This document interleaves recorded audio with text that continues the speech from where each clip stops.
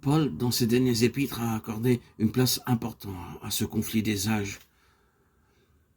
Dans les Philippiens, c'est davantage par déduction et allusion.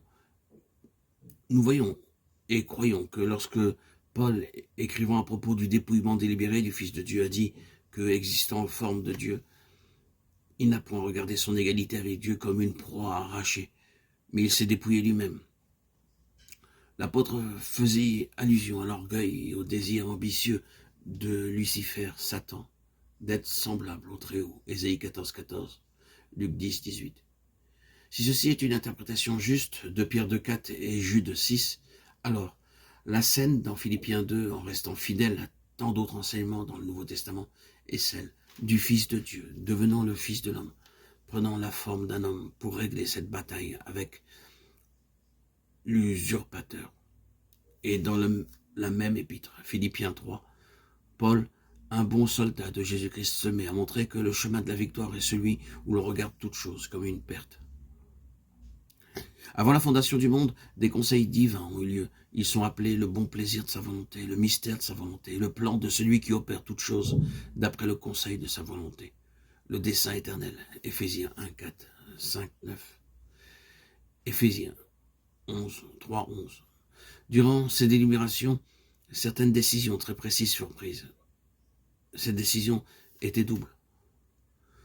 Le Fils de Dieu fut établi héritier de toutes choses, et comme étant la sphère et le domaine de toutes choses. Hébreux 1, 2, Éphésiens 1, 10. Un peuple fut élu en lui, le Fils, pour être le complément de lui-même, le vase corporatif de son expression et de son administration, et fut désigné par les termes son corps, son épouse, son Église. Une vocation exprimant la conception de cette élection et de cette prédestination. Éphésiens 1, 4, 25. 5, 25, 32, 4, 1. À la suite de cette double désignation et élection, une révolte eut lieu parmi un grand nombre d'êtres célestes, conduite par un seul être, se trouvant dans une très haute position, située probablement très près du sommet. L'orgueil et la jalousie à l'égard de l'établissement du Fils furent les causes de cette révolte. L'égalité avec Dieu étant la place aspirée par cet être haut placé. Cet être et les armées complices avec lui furent chassés du ciel et n'ont pas gardé leur première condition. Jude 6.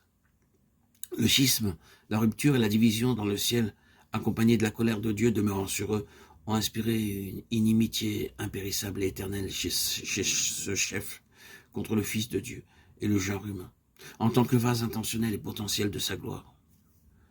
Ainsi, le genre humain fut attaqué peu de temps après la création, et une inimitié particulière fut concentrée contre la lignée de ceux qui ont maintenu la foi en Dieu et ont manifesté quelques traits caractéristiques du Fils de Dieu. Comme primitivement, ainsi à travers tous les âges, l'unique objectif et l'activité de cet adversaire funeste ont été désorganisés, et son activité a été de désorganiser, de diviser, de désintégrer l'humanité, et plus particulièrement les élus, le peuple de Dieu. Par un tel objectif, l'intention est de neutraliser le dessein de Dieu et son vase choisi et établi. Dans cette bataille qui s'intensifie, la véritable Église est exposée à se trouver grandement impliquée. Dieu a pourvu à une pleine provision pour que l'Église affronte et résiste à ce grand ennemi. C'est un résumé général de l'enseignement effectif et des implications d'un aspect de cet épître aux Éphésiens.